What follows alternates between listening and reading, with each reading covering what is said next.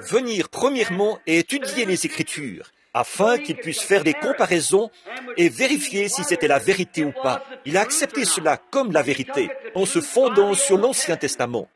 En effet, Paul était un érudit de l'Ancien Testament. Combien savent ça? Il avait été l'élève de l'un des meilleurs érudits de son temps, Gamaliel, un érudit remarquable.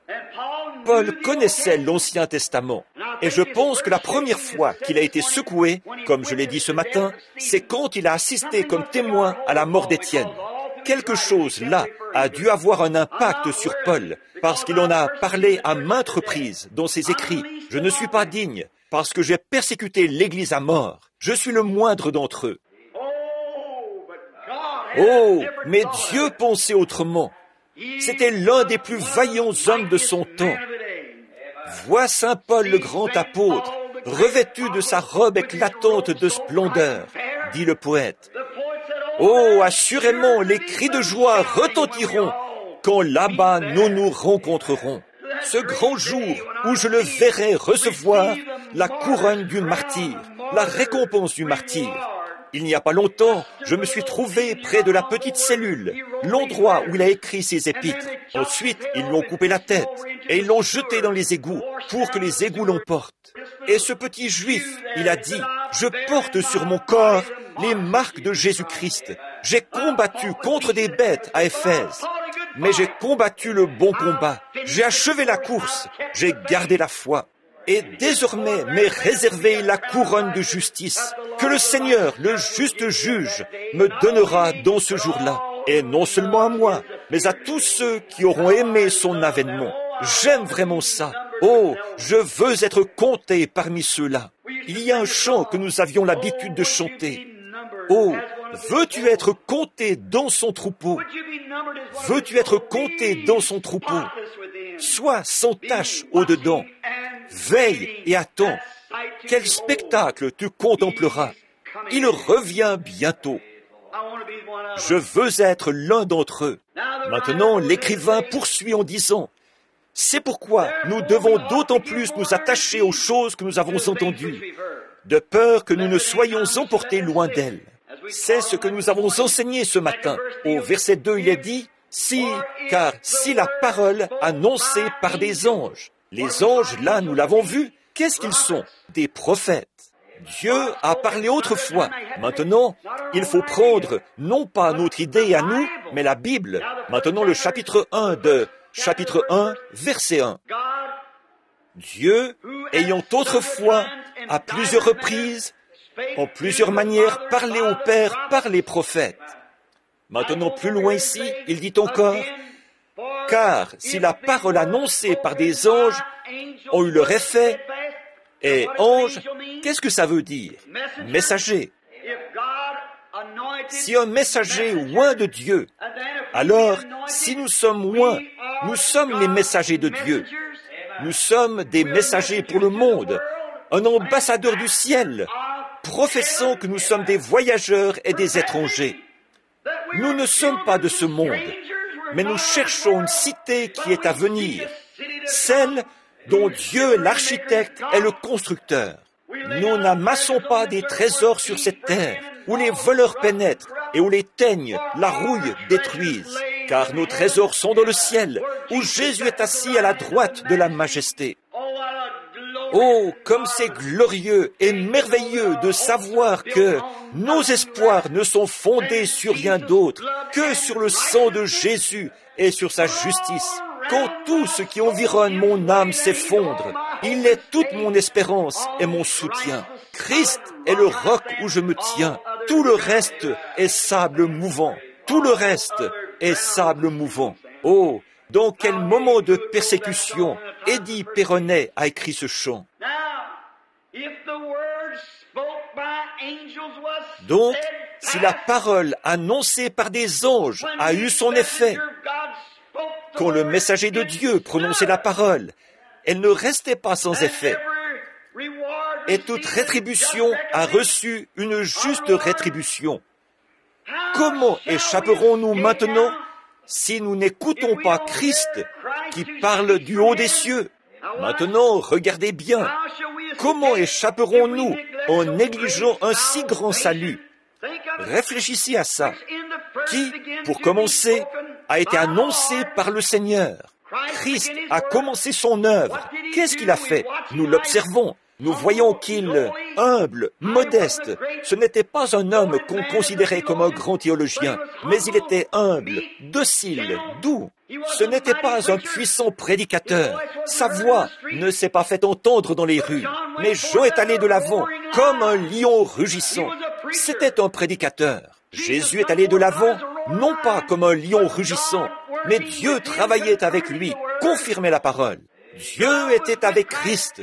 Pierre a dit, le jour de la Pentecôte, « Hommes israélites, et vous qui séjournez en Judée, Jésus de Nazareth, cet homme à qui Dieu a rendu témoignage devant vous par les signes, les prodiges et les miracles que Dieu a opérés par lui au milieu de vous, ce dont vous êtes tous témoins. Regardez avec quelle fermeté il les a inculpés. Vous auriez dû le reconnaître. » Jésus a dit, « Hypocrite !» Il a dit, « Vous sortez et vous regardez le soleil, et vous, le temps est d'un rouge sombre. Vous dites, il y aura de l'orage. Et si le temps est radieux, que le soleil brille, ou quelque chose comme ça, vous dites, il va faire beau. » Il a dit, « Vous savez discerner le ciel, mais les signes du temps, vous ne pouvez pas les discerner. En effet, si vous me connaissiez, vous connaîtriez aussi mon jour. Oh, ce qu'il crierait ce soir, comme son esprit crie par l'intermédiaire de ses prédicateurs. L'heure est proche. Nous discernons, nous observons les bombes atomiques. Nous savons qui va prendre la place de Clark Gable et qui va faire ceci, cela ou autre chose. Ou qui sera vice-président. Nous nous intéressons à ces choses, mais nous ne pouvons pas discerner les signes du temps. Nous sommes à la fin. Qu'est-ce qu'il y a? Ça nous intéresse tellement de savoir quel sera le prochain épisode à la télévision. Qu'est-ce que Suzy va faire? Ou comment elle s'appelle cette femme? Et où Arthur Godfrey va-t-il aller? Quelle sorte de plaisanterie va-t-il sortir la prochaine fois? Nous qui sommes chrétiens, nous nous farcissons l'esprit de pareilles bêtises, alors que nous devrions être en prière quelque part, étudier la Bible, pour connaître les signes du temps où nous vivons. Ce qui produit ça, souvent, ce sont des hommes faibles derrière la chair, c'est vrai, qui n'en viennent pas au fait. Ils ne présentent pas la vérité de l'Évangile. Nous aurons à rendre compte de ça dans les jours à venir. Nous ne devons rien négliger. Et les gens, comme nous, ici au Branham Tabernacle, voyons les signes et les prodiges et la puissance du Christ ressuscité. Et alors, en sachant que nous consacrons notre temps à d'autres choses et que nous négligeons d'écouter la voix du Seigneur Jésus, comment échapperons-nous en négligeant un si grand salut? Le verset 3 ou le verset 4, voici où nous avons terminé au verset 4 ce matin.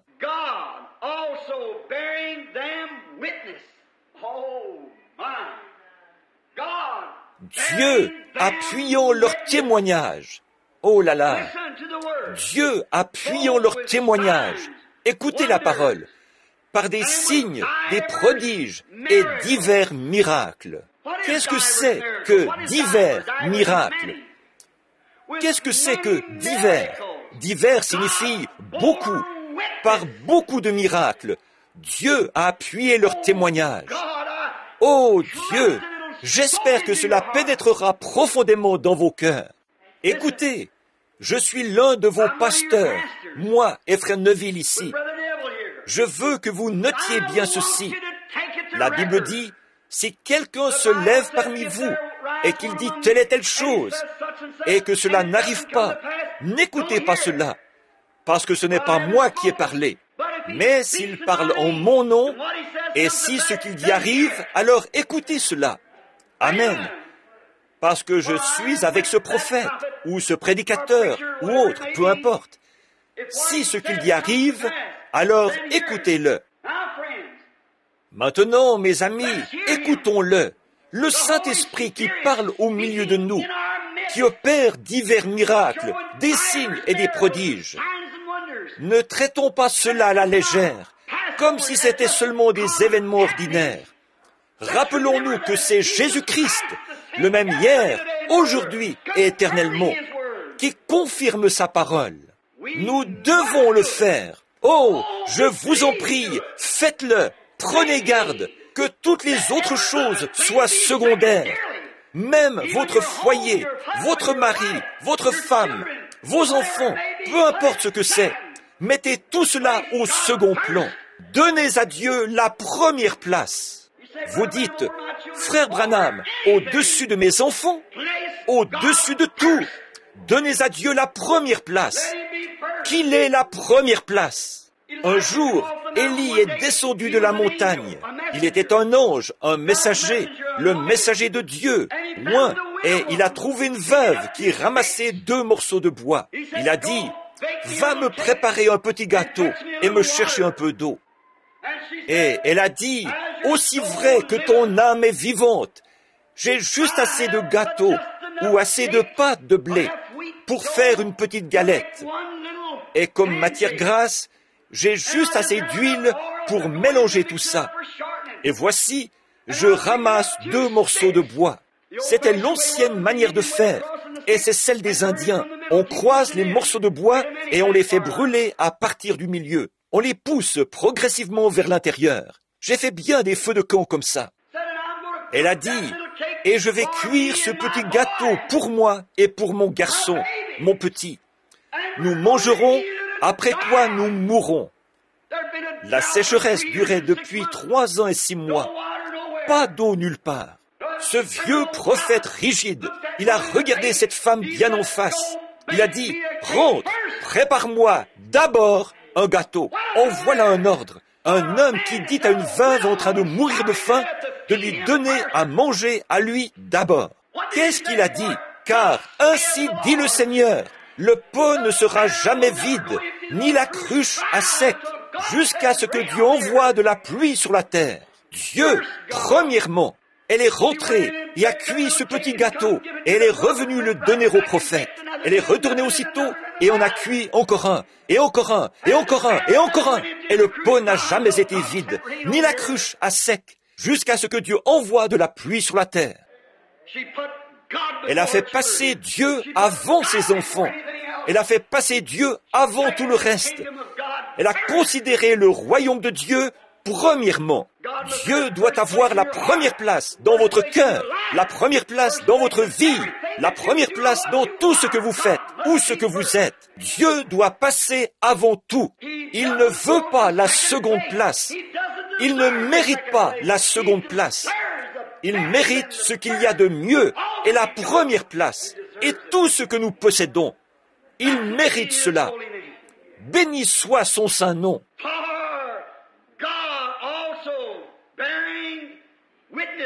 Car Dieu, appuyant le témoignage, il a rendu témoignage par des signes, des prodiges, divers miracles, et par des dons du Saint-Esprit distribués selon sa volonté. Pas selon ce que déclarent les hommes, selon ce qu'a déclaré l'Église, mais selon ce qu'était la volonté de Dieu. Oh, nous avons besoin de chercher la volonté de Dieu, pas les bonnes grâces de votre voisin, pas les bonnes grâces de vos enfants, pas les bonnes grâces de votre mari ou de votre femme, mais cherchez la volonté de Dieu et faites premièrement cela, puis tout le reste, la volonté de votre femme et la volonté de vos enfants, tout s'alignera là-dessus. Mais donnez à Dieu la première place.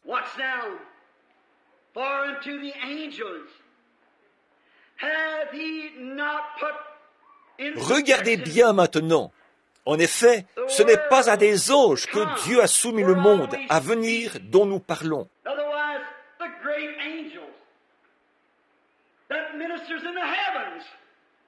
Autrement dit, les grands anges qui exercent un ministère dans les cieux, Gabriel, Michel, Absinthe, et les myriades d'anges du ciel, ou les dizaines, les centaines de prophètes qui ont été sur la terre, tout cela, il n'a jamais donné à aucun d'entre eux le contrôle du monde à venir dont nous parlons. Aucun. Il n'a jamais dit, Ésaïe, c'est toi qui vas contrôler le monde. Il n'a jamais soumis le monde à Élie. Il ne l'a pas non plus soumis à Gabriel. ni à aucun ange, à aucun esprit qui exerce un ministère. Regardez bien ce qu'il a dit, Paul, qui continue à magnifier Christ dont nous parlons.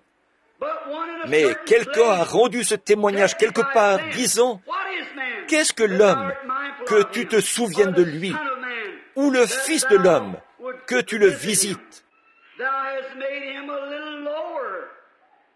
Tu l'as fait un peu moindre que les anges. Tu l'as couronné de gloire et d'honneur et l'as établi sur les œuvres de ta main. » Maintenant, si vous voulez lire ça, c'est le psaume 8, 4 à 6. Là, c'était David qui parlait. Or, ici, comment a-t-il appelé David? Voilà, ça règle la question de savoir si oui ou non j'avais raison ce matin au sujet du prophète. Il a dit, car un des anges a dit quelque part, David, le messager de Dieu, était un ange de Dieu, car il était le messager de Dieu. L'ange a dit, David a dit dans les psaumes, tu l'as fait de peu inférieur aux anges du ciel. Un ange a dit que Dieu l'a fait inférieur à un ange, afin de le couronner, pour qu'il puisse souffrir et goûter la mort, afin d'être élevé de nouveau, afin de le faire hériter de toutes les choses du monde. Maintenant, dans Matthieu 28, 18, nous lisons ces mots. Après avoir été crucifié et être ressuscité le troisième jour, il a rencontré ses disciples et leur a donné la commission d'aller par tout le monde, prêcher l'évangile à toute la création. Il a dit, tout pouvoir dans le ciel et sur la terre a été remis entre mes mains. Tout pouvoir dans le ciel, tout pouvoir sur la terre m'a été donné. Qu'était-ce? L'homme et Dieu s'étaient unis. Le Logos avait été fait chair et avait été tué et était ressuscité pour notre justification. Et il est alors devenu, dans tous les siècles des siècles, l'Emmanuel oint. Dieu a changé de demeure. Il est passé d'un trône, là-bas, dans les espaces, au cœur de son Fils Jésus-Christ, pour y vivre et y régner à jamais. Dieu était en Christ. Il est le lieu de repos définitif de l'Esprit. L'Esprit a demeuré dans un tabernacle à une certaine époque. Vous le savez, sous une tente. Ce fut Salomon qui lui bâtit une maison. Mais le Très-Haut n'habite pas dans des maisons faites de main d'homme.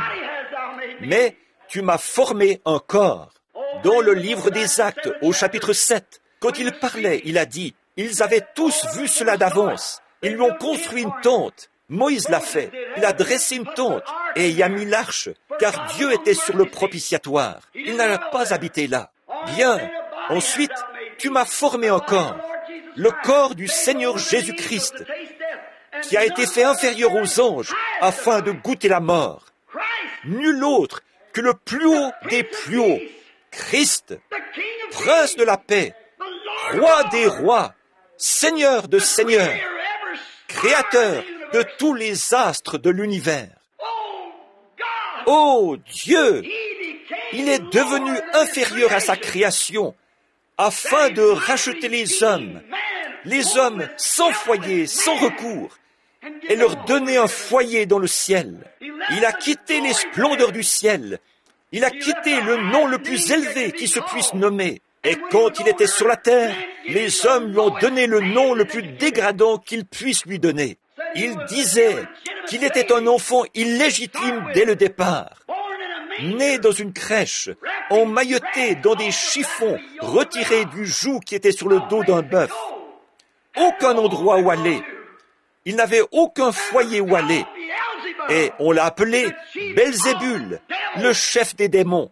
On l'a maltraité, on lui a craché dessus, on s'est moqué de lui, on l'a rejeté, et il est descendu jusque dans les abîmes, et s'est abaissé vers les prostituées les plus viles. C'est ce que les hommes lui ont fait. Mais Dieu l'a élevé tellement haut qu'il doit regarder en bas pour voir le ciel.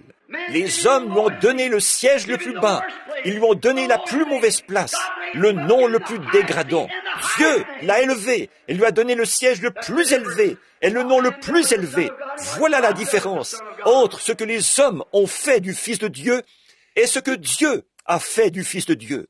Il s'est abaissé pour que nous puissions être élevés. Il est devenu nous pour que nous, par sa grâce, nous puissions devenir lui. Il est venu vers les sans-foyers et est devenu lui-même un sans-foyer pour que nous puissions avoir un foyer. Il est venu vers les malades et est devenu lui-même malade pour que nous puissions être guéris. Il est venu vers les pécheurs et s'est fait lui-même pécher pour que nous puissions être sauvés. Ce n'est pas étonnant qu'il ait été élevé. Ce n'est pas étonnant qu'il soit celui qu'il est ce soir. Dieu l'a élevé et tout pouvoir dans les cieux et sur la terre lui a été donné. Quand son œuvre terrestre a été terminée, ici sur terre, il est venu sur la terre et aussitôt l'étoile du matin a proclamé qu'il était le Fils de Dieu. Il a secoué tous les démons avec lesquels il est entré en contact. Béni soit le nom du Seigneur. Dans sa présence, les démons ont tremblé et ont été secoués et ont imploré sa miséricorde. Oui, monsieur, tout l'enfer savait qui il était. Il marchait humblement. Il n'avait pas un lieu où il ait pu reposer sa tête par une nuit pluvieuse. Les animaux même qu'il avait créés, les oiseaux du ciel ont des nids et les renards ont des tanières. Mais le Fils de l'homme n'a pas un lieu où il puisse reposer sa tête bénie. Bien sûr, c'est ce qu'il était. Il est devenu péché. Il s'est abaissé et a été abandonné. Mais les démons savaient qui il était. Ils ont imploré sa miséricorde. Ils ont dit, « Pourquoi viens-tu nous tourmenter avant notre temps ?» Alors que les prédicateurs l'appelaient Belzébul, diseur de bonne aventure. Les démons l'appelaient le Fils du Dieu vivant et imploraient sa miséricorde. Oh, si nous pouvions nous arrêter un instant. Qui êtes-vous, après tout? Que représente ce travail que vous avez? Ou que représente cette petite maison que nous possédons? Que représente la voiture que nous possédons? Jolie petite, qui est pleine de fougue. Que représente la beauté que tu as en ce moment? Vous, jeunes hommes, avec vos cheveux brillants et bien lissés, vos épaules bien droites, vous vous courberez un jour, quand l'âge vous aura voûté. Mais béni soit le Seigneur! Vous avez une âme qui est née de nouveau. Vous vivrez au siècle des siècles, parce qu'il est devenu vous, pour que vous puissiez, par sa grâce, devenir lui. Il vous a préparé une place. Oh, nous qui croyons avoir des vêtements de rechange et quelques provisions alimentaires à la maison, que sommes-nous? Dieu pourrait prendre ça dans une seconde. Même votre souffle est dans sa main. Et il est au milieu de nous pour guérir les malades, pour proclamer et prophétiser et pour prédire. Et c'est chaque fois parfait. Il se soucie tellement qu'il a même ramené un petit poisson mort à la vie au milieu de nous. Jéhovah autour de nous. Jéhovah en nous. Le grand et puissant je suis. Quand il est mort, ils ont cru qu'il le tenait. Il est monté au séjour des morts. Quand il a quitté la terre le jour où il était crucifié, il est allé dans les régions des perdus. La Bible dit qu'il est allé prêcher aux âmes qui étaient en prison, qui ne s'étaient pas repenties lorsque la patience se prolongeait au jour de Noé. Quand il est mort et que son esprit l'a quitté, il est redevenu le Logos. Il, je vois, a dit, je suis venu de Dieu, je retourne à Dieu. Et Dieu était cette colonne de feu qui avait conduit les enfants dans le désert. Et quand il était ici sur terre, et quand il est mort, il est redevenu une lumière. Paul l'a vu, il était une lumière. Les autres ne l'ont pas vu. Ils ont vu Paul tomber. Quelque chose l'a frappé. C'était une lumière. Paul a dit, « Qui est celui que je persécute ?» Il a dit, « Saul, Saul, pourquoi me persécutes-tu » Il a dit, « Qui est-ce » Il a dit, « Je suis Jésus que tu persécutes. » Et il te serait dur de regimber contre les aiguillons. Alors, il est allé étudier cette lumière. Paul s'est reporté à la Bible pour découvrir ce qu'était cette lumière. Et il a écrit cet épître. Il est le même Jéhovah. Cette même lumière était dans le désert avec les enfants d'Israël. Et quand Pierre était dans la prison, il était une lumière qui est entrée et qui a ouvert les portes. Et par sa grâce, pour que personne n'ait d'excuses. Oh, si seulement les gens pouvaient oublier les messagers illettrés et se rappeler qu'il ne s'agit pas du messager, mais du message. Il est redescendu, est avec nous sous la forme d'une colonne de lumière. Et il est en action avec ces mêmes miracles et ces mêmes signes. Rien qui ne soit pas dans la Bible. Il s'en tient strictement à la Bible. Il y assujettit ces choses. Il fait éclater sa gloire. Il montre sa puissance. Béni soit son saint nom. Je sais, vous devez penser que je suis fou. Mais, oh, ce repos éternel béni qui est dans mon âme. Les tempêtes auront beau se déchaîner, mon ancre tient bon au-dedans du voile. Et de le voir, quand il est mort, mort au point que la lune a eu un effondrement nerveux. Le soleil s'est couché au milieu du jour. Et quand il est allé dans les régions des perdus, il a frappé à la porte et la porte s'est ouverte. La Bible dit qu'il a prêché aux âmes qui étaient en prison, qui ne s'étaient pas repenties lorsque la patience se prolongeait au jour de Noé, après son décès sur cette terre. Mon frère et ma sœur, quand il est décédé, son travail sur la terre était terminé. Mais il était encore au travail. Et il est encore au travail ce soir. Amen. Il a frappé à la porte des perdus. La Bible dit. Et il a rendu témoignage. Je suis la postérité de la femme. Je suis celui dont Adam a parlé. Celui qu'Enoch a annoncé comme devant venir avec ses saintes myriades. C'est moi. Je suis le Fils du Dieu vivant. Et par votre péché, vous avez laissé passer votre jour de grâce. Mais il vous a été prophétisé par les anges, par Enoch, par Noé, que je dois venir accomplir chaque parole de la Bible de Dieu. Je suis ici pour rendre témoignage dans ce pays des perdus. Et il leur a prêché. Il est ensuite descendu dans le séjour des morts. Il est descendu jusqu'aux portes du séjour des morts. Il a frappé à la porte. Le diable a ouvert la porte. Il a dit, « Maintenant, je te tiens. » Il lui a arraché les clés accrochées à sa ceinture. Il a dit, « Toi, démon, tu bluffes depuis longtemps. » C'est ici même dans la Bible. Je vais y venir dans une minute. Tu bluffes depuis longtemps, mais je viens prendre le contrôle. Il a saisi ses clés, l'a repoussé du pied à l'intérieur, et il a refermé la porte. Il est passé prendre Abraham, Isaac et Jacob. Le troisième jour, il est ressuscité, et ceux qui dormaient dans la tombe sont ressuscités avec lui. Oh, alléluia! Ce n'est pas étonnant que le poète ait dit, « Par sa vie, il m'a aimé. Par sa mort, il m'a sauvé. Par son ensevelissement, il a emporté mes péchés au loin. Par sa résurrection, il a justifié gratuitement pour toujours. Un jour, il reviendra. Ô jour glorieux! Béni soit le lien qui unit nos cœurs dans la communion chrétienne, l'amour de Dieu. Quand il est ressuscité, il n'avait pas encore terminé. Il avait encore du travail à faire. La Bible dit qu'il est monté dans les hauteurs et a fait des dons aux hommes. Suspendu au-dessus de la terre, il y avait une atmosphère de ténèbres, de tristesse, de mort et de lassitude. Les prières ne pouvaient pas monter parce que l'expiation n'avait pas été faite. Mais il a franchi ce voile, il a ouvert la voie, il a franchi le voile de la maladie, il a franchi le voile du péché, il a franchi le voile de la lassitude, il a franchi le voile de la dépression. Il a franchi tous les voiles et a tracé un chemin pour le voyageur qui monte le chemin du roi. Oh là là, quand il est allé au-delà de la lune et des étoiles et qu'il a continué et continué, à sa suite les saints de l'Ancien Testament, Abraham, Isaac et Jacob, ils sont montés directement dans les cieux du ciel.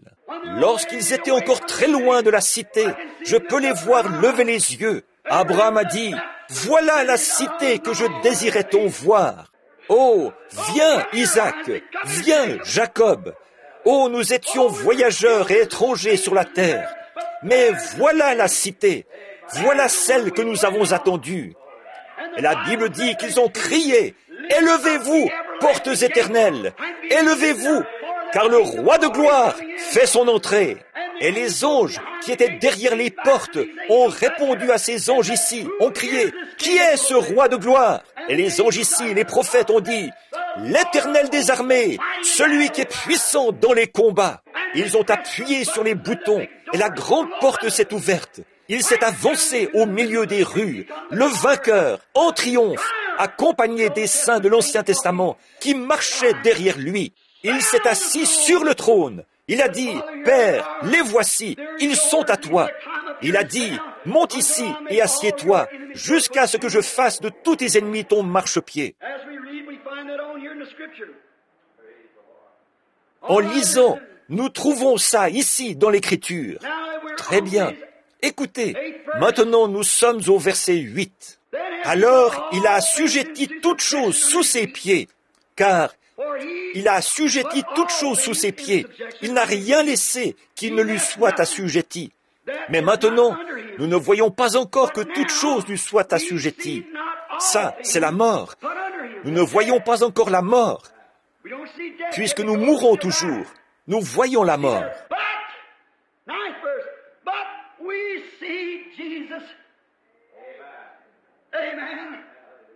Mais, verset 9, mais nous voyons Jésus.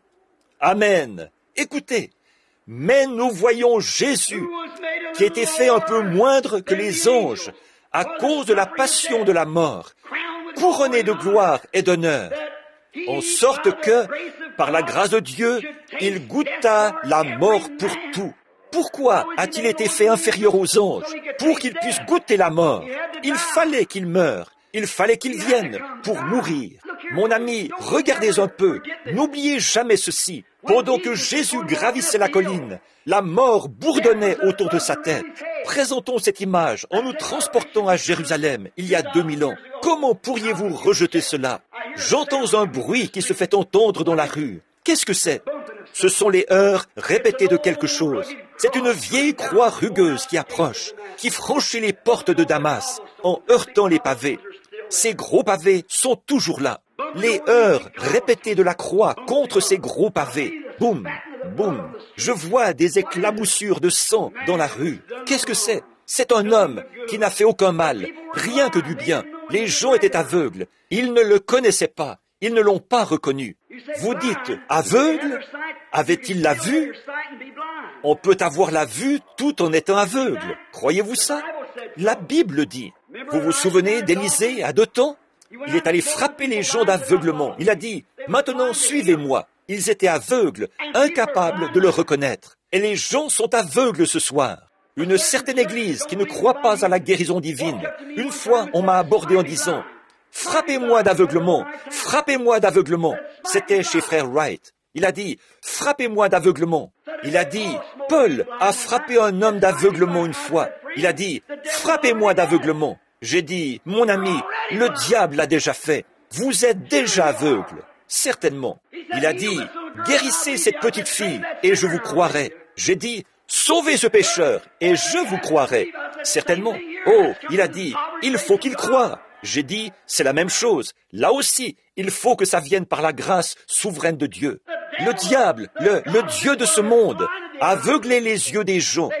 Ils ont des yeux, mais ils ne peuvent pas voir, dit la Bible. Le voici montant la rue, laissant derrière lui, sur la route, des empreintes de pas ensanglantés. L'abeille de la mort qui piquait autour de lui, bourdonnant contre lui. Encore un petit moment et je t'aurai. Il s'affaiblissait. Il avait soif d'eau. Une fois, j'ai reçu un coup de feu. J'étais étendu là dans le champ. Le sang coulait en abondance. J'ai réclamé de l'eau. Et mon copain a couru. Il a pris sa casquette. Elle a plongé dans l'eau. De l'eau stagnante, remplie de bestioles. Il s'est approché et j'ai gardé la bouche ouverte. Il a pressé ça, parce que le sang giclait comme un jet d'eau. Là où j'avais été déchiqueté par une arme à feu, j'avais soif. Alors je sais ce que ça devait être pour mon Seigneur, après qu'il avait saigné tout ce matin-là, depuis 9 heures jusqu'à 3 heures de l'après-midi, en perdant tout ce sang. Je vois sa tunique. D'abord, il y avait dessus comme des tout petits points, et tous ces points ont commencé à grandir jusqu'à se toucher, ne formant plus qu'une énorme tache de sang qui tapait contre sa jambe pendant qu'il marchait. C'était le sang d'Emmanuel. Oh, la terre n'était pas digne de cela. Mais pendant qu'il monte, il y a cette abeille qui pique autour de lui. Qu'est-ce qu'elle a fait? Elle l'a finalement piqué. Mais frère, tout le monde sait qu'un insecte ou une abeille, si une fois elle vous pique, pour elle, c'est la fin des piqûres. Elle ne peut plus piquer, parce que, quand elle s'en va, ça arrache son aiguillon. C'est pour ça que Dieu devait être fait chair. Il a pris l'aiguillon de la mort dans sa chair, et il a arraché à la mort son aiguillon. Béni soit le nom du Seigneur. La mort peut bourdonner et piquer, mais elle ne peut pas vous faire de mal. Paul, quand il a senti cette abeille bourdonner autour de lui, la mort approchait. Il a dit, « Ô mort, où est ton aiguillon ?» Il a pu se reporter au calvaire, là où l'aiguillon était resté dans la chair d'Emmanuel. Où est ta victoire? Mais grâce soit rendue à Dieu, qui nous donne la victoire par notre Seigneur Jésus-Christ. Oui, nous ne voyons pas toutes choses, mais nous voyons effectivement Jésus, qui a été fait un peu moindre que les anges à cause de la passion de la mort. Car il convient pour lui, à cause de qui sont toutes choses, par qui nous avons toutes choses, que le camp, plusieurs fils, et devint le commandant en chef de notre salut, par les souffrances. C'était le seul moyen pour lui de devenir le chef de notre salut. Il fallait qu'il souffre. Écoutez maintenant ces belles paroles ici. Maintenant écoutez, car celui qui sanctifie et ceux qui sont sanctifiés sont tous un. Oh, ne voyez-vous pas là le cep et le sarment? Tous un. C'est pourquoi il n'a pas honte d'être appelé frère. Voyez, pourquoi? Écoutez le verset suivant.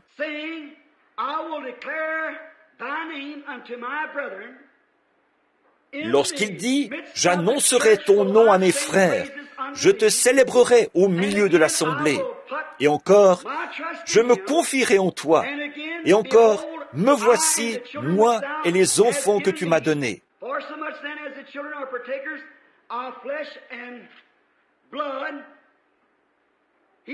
Ainsi donc, puisque les enfants participent au sang et à la chair, il y a également participé lui-même, afin que, par la mort, il anéantisse celui qui a la puissance de la mort, c'est-à-dire le diable, et qu'il délivrera tous ceux qui, à cause de la mort, étaient toujours retenus dans la servitude. L'homme a toujours craint la mort. Christ est devenu péché, a été abaissé, pour pouvoir prendre la mort sur lui. Et il n'a pas honte d'être appelé notre frère, parce qu'il était tenté exactement comme nous sommes tentés. Et il peut être l'intercesseur qu'il faut, parce qu'il a supporté le même genre de tentation que vous supportez. Il a pris votre place, sachant que vous ne pouviez pas prendre cette place-là vous-même. Alors, ne voyez-vous pas, frères, sœurs, c'est la grâce, du commencement à la fin. Tout ça, c'est la grâce. Il ne s'agit pas de ce que vous faites en aucun cas. Il s'agit de ce qu'il a déjà fait pour vous. Or, vous ne pouvez absolument rien faire pour mériter votre salut. Votre salut est un don. Christ est devenu péché pour que vous puissiez devenir juste. Et il est le commandant-chef qu'il faut pour notre salut, parce qu'il a souffert exactement comme nous avons souffert. Il a été tenté exactement comme nous sommes tentés. Et il n'a pas honte d'être appelé notre frère, parce qu'il sait ce que nous endurons. Oh, béni soit son nom, car assurément, ce n'est pas à des anges qu'il vient en aide, mais c'est à la postérité d'Abraham. Oh là là, il n'est pas devenu un ange, il est devenu la postérité d'Abraham. Et nous, en étant morts en Christ, c'est alors que nous sommes la postérité d'Abraham et sommes héritiers selon la promesse. Voyez, il n'a jamais pris la forme d'un ange, il n'est jamais devenu un ange, il est devenu un homme. Il est devenu la postérité d'Abraham et a pris l'aiguillon de la mort dans sa propre chair pour nous réconcilier avec Dieu. Et maintenant, il est assis là pour agir comme intercesseur. Oh, comment pourrions-nous rejeter cela, mon ami?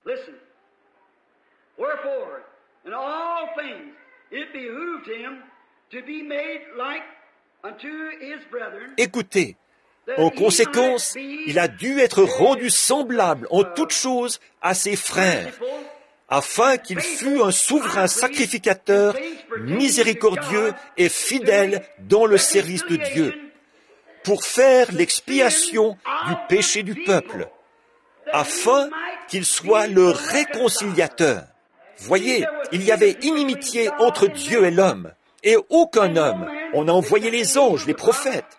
Ils ne pouvaient pas prendre votre place, parce qu'ils devaient prier pour eux-mêmes. Ils ne pouvaient pas prendre cette place. Alors, il a envoyé la loi. La loi était un agent de police qui nous mettait en prison. Elle ne pouvait pas nous en faire sortir. Il a envoyé la loi. Il a envoyé les prophètes. Il a envoyé les justes. Et rien de tout cela ne pouvait faire l'expiation. Mais lui est descendu et il est devenu l'un de nous. Oh là là! Je voudrais bien que nous ayons plus de temps maintenant. J'aimerais vous faire voir la loi du rachat, mais nous n'avons pas le temps. Mais prenons juste un instant. C'est en Ruth et Naomi que nous trouvons une très belle image de cela. Si vous voyez là, la réconciliation, la façon dont ça se passait, c'est que le propriétaire terrien, l'homme qui devait racheter les biens perdus et déchus, devait être apparenté à la personne qui avait perdu ses biens. C'est pour ça que Boz était un parent de Naomi, ce qui lui a permis d'obtenir Ruth. Et aussi, il devait être digne, il devait être capable de le faire, de racheter ce qui avait été perdu. Et Boz, à la porte, a rendu un témoignage public en ôtant son soulier pour montrer qu'il avait racheté Naomi et tout son bien. Et il devait être parent. Et c'est pour ça que Christ, Dieu, a dû devenir notre parent. Il est descendu et il était un homme. Et il a subi la tentation. Et on s'est moqué de lui. On l'a raillé, persécuté, ignoré, appelé Belzébul et méprisé et condamné à la peine capitale. Il a souffert la mort. Voyez, il fallait qu'il soit notre parent. Il fallait qu'on l'accuse faussement, parce qu'on vous accuse faussement. Il fallait qu'il soit malade, parce que vous êtes malade. Il fallait qu'il porte les péchés, parce que c'était vos péchés. Et il fallait qu'il devienne un parent. La seule façon pour lui de nous racheter, c'était en étant notre parent. Et comment il est devenu parent? C'est en revêtant une chair semblable à celle du péché et en devenant l'un de nous. Et c'est ainsi qu'il a payé le prix et nous a rachetés et ramenés dans la communion avec le Père. Oh, quel sauveur! Il n'y a pas de mots pour exprimer cela. Car, ayant été soumis lui-même dans ce qu'il a souffert, et peut secourir ceux qui sont tentés. Secourir, ça veut dire compatir. Et la raison pour laquelle il est devenu cela, c'est pour pouvoir être compatissant vers vous, qui avez vos hauts et vos bas, et vos petits moments où vous êtes en dedans et en dehors, et où vos tentations deviennent si fortes que vous avez du mal à les supporter. Il sait être compatissant vers vous. Il est assis là pour intercéder. Il est assis là pour vous aimer. Et même si vous vous égarez, il ne vous abandonnera pas. Il se lancera quand même à votre poursuite et frappera à votre cœur. Il n'y a pas un rétrograde dans le bâtiment qui ne soit conscient que Dieu frappe à son cœur chaque jour. Et il le fera aussi longtemps que vous serez un mortel sur cette terre, car il vous a aimé, il vous a racheté. Des poètes ont essayé, des écrivains essayent. Les hommes ont essayé d'exprimer en mots ce thème qu'est l'amour. Mais les expressions humaines n'ont pas cette capacité. L'un d'eux a dit, « L'amour de Dieu, si fort, si tendre, est un amour sans fin. Tel est le chant que font entendre les anges et les saints. Versez de l'encre dans les ondes, changez le ciel en parchemin, tendez la plume à tout le monde, et que chacun soit écrivain. D'écrire tout l'amour du Père ferait tarir les eaux, et le rouleau d'un ciel à l'autre ne serait pas suffisant.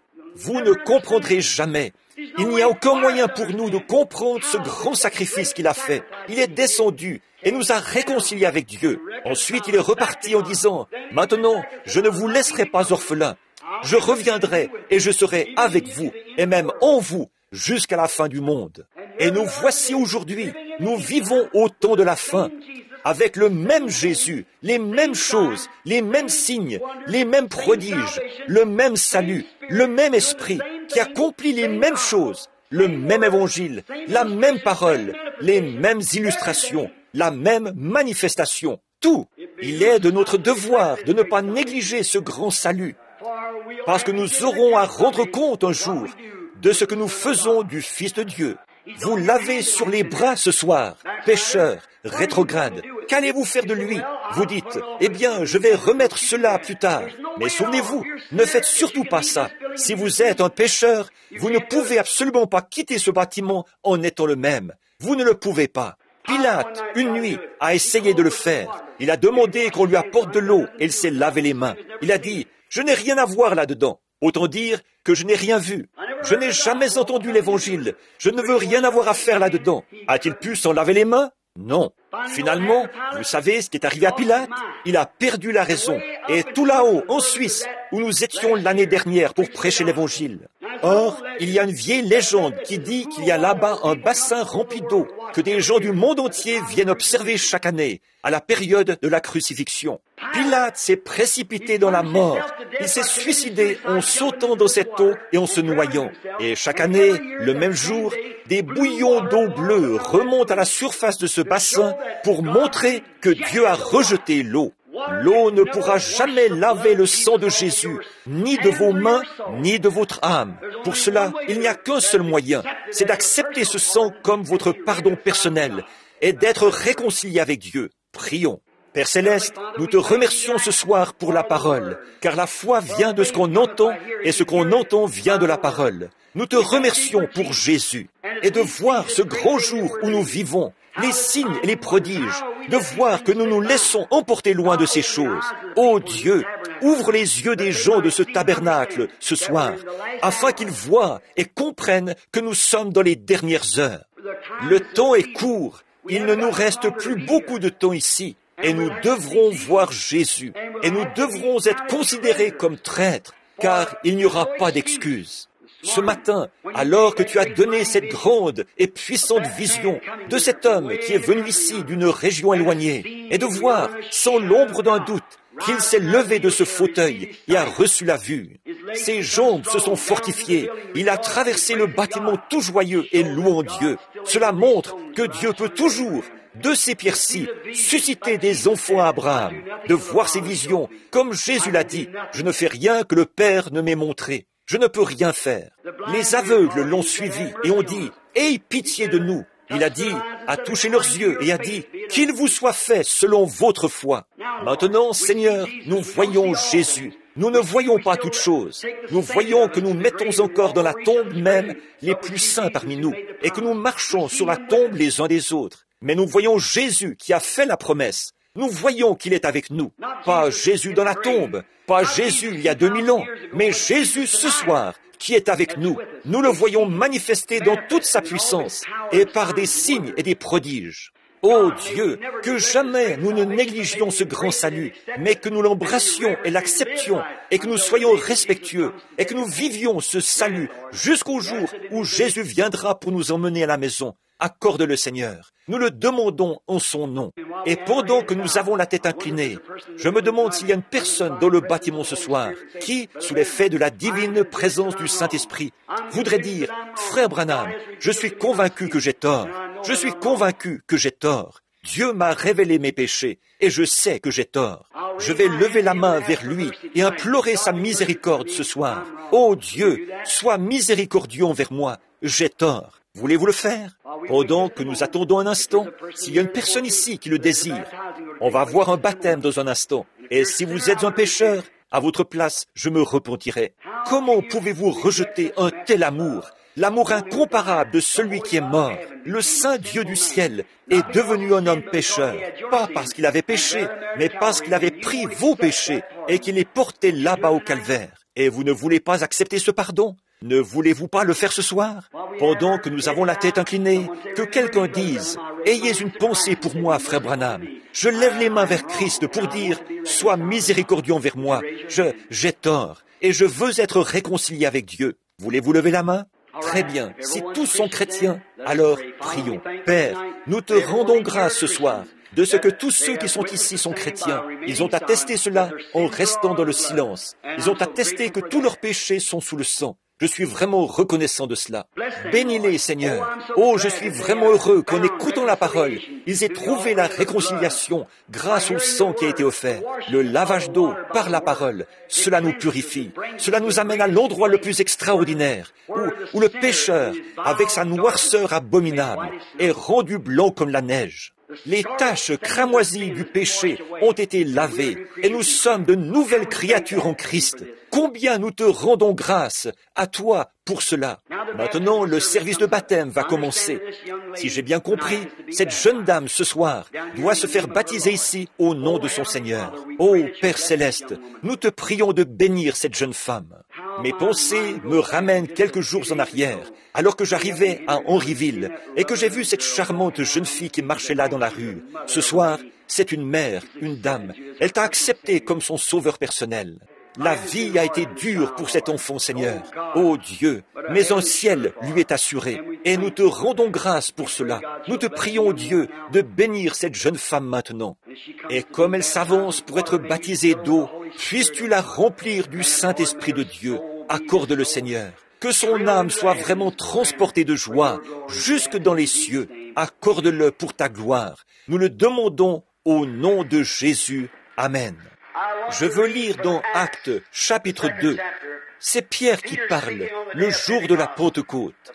Le premier baptême qui ait jamais été pratiqué dans l'Église chrétienne. Pierre qui réprimande là les pharisiens et ces gens aveugles parce qu'ils n'ont pas reconnu le Fils de Dieu.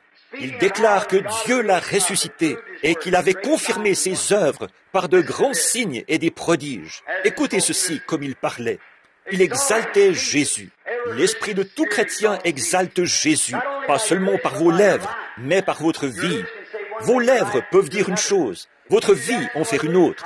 Si vous faites ça, vous savez ce que c'est? C'est de l'hypocrisie. Et je préférerais affronter le ciel comme un incrédule plutôt que comme un hypocrite. Mes choses seraient meilleures, je crois, au ciel, comme incrédule que comme hypocrite. Certainement que si vous témoignez pour Jésus et que vous dites qu'il est le Sauveur, vivez conformément à cela, parce que les gens vont s'y attendre de votre part. C'est vrai, vivez comme un chrétien doit le faire. Nous en avons parlé ce matin. Bon, si le Seigneur le veut, demain soir ou mercredi soir, nous prendrons le chapitre 3, qui est un merveilleux chapitre. Et alors, tâchez de venir mercredi soir. Combien apprécie cet épître, cet enseignement d'école du dimanche? Oh, merci beaucoup, c'est bien. Alors, je veux lire maintenant dans Actes, au chapitre 2, à partir du verset 32. C'est ce Jésus que Dieu a ressuscité. Nous en sommes témoins. Il le savait. Élevé par la droite de Dieu, il a reçu du Père le Saint-Esprit qui avait été promis. Et il l'a répondu, comme vous le voyez et l'entendez. Maintenant, écoutez-le parler de David, l'un des anges, car David n'est point monté au ciel, mais il dit lui-même, le Seigneur a dit à mon Seigneur, assieds-toi à ma droite, jusqu'à ce que je fasse de tes ennemis ton marchepied. David ne pouvait pas monter, il était sous le sang versé de genisses, de chèvres et de brebis, mais il pouvait maintenant ressusciter. Il était sous le sang du Seigneur Jésus. En effet, il n'allait recevoir l'effet de ce sang qu'une fois qu'il serait appliqué. Quand le sang de Christ a été appliqué, tous ceux qui étaient morts en état de grâce sont ressuscités. C'est vrai, et ils sont montés dans la gloire. Maintenant, écoutez. Que toute la maison d'Israël sache donc, écoutez ceci, que Dieu a fait Seigneur et Christ ce Jésus que vous avez crucifié. Qu'est-ce que vous dites de ça? Est-il une troisième personne de la Trinité ou est-il toute la Trinité? Il est toute la plénitude de la divinité, corporellement. Ça n'existe pas, ça, trois dieux. Dieu le Père, Dieu le Fils et Dieu le Saint-Esprit. Ça ne se trouve même pas dans les Écritures. Nulle part. Nulle part. Nulle part nous n'avons reçu l'ordre de baptiser au nom du Père et au nom du Fils et au nom du Saint-Esprit. Ça n'est nulle part dans les Écritures. C'est un credo catholique et ce n'est pas pour l'Église protestante. Je demande à n'importe qui de me montrer un seul passage de l'Écriture où qui que ce soit ait jamais été baptisé autrement qu'au nom du Seigneur Jésus-Christ.